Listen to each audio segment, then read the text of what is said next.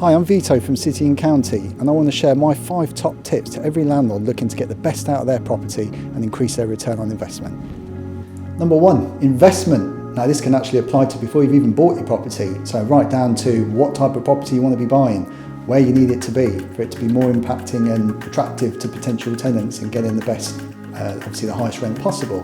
But number 2, also throughout the lifetime of you owning the property as well. It can be too easy for landlords to just think about it's all about rental income and they're not investing that money back into the property. Downside to that, property is going to depreciate in terms of its condition, become less attractive, and then when you do let it out, it's going to get a lower rent. Number 2, being selective.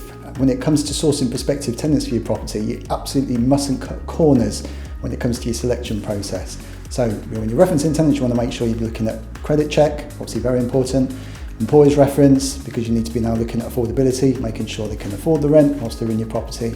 And number 3, of course, landlord reference, if applicable, past or current. At City and County, we've actually go a step further and we back all of our tenancies with a rent warranty and legal protection policy.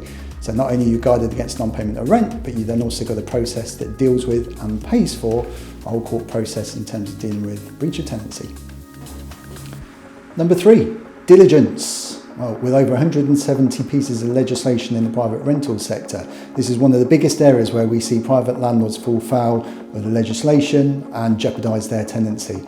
If you're going to become a private landlord and if you're going to manage a tenancy, you've got to read up on that legislation. There's no two ways about it. You can't cut corners. Like I say, more often than not, landlords we come across, it's through naivety rather than blatant disregard for the rules and regulations.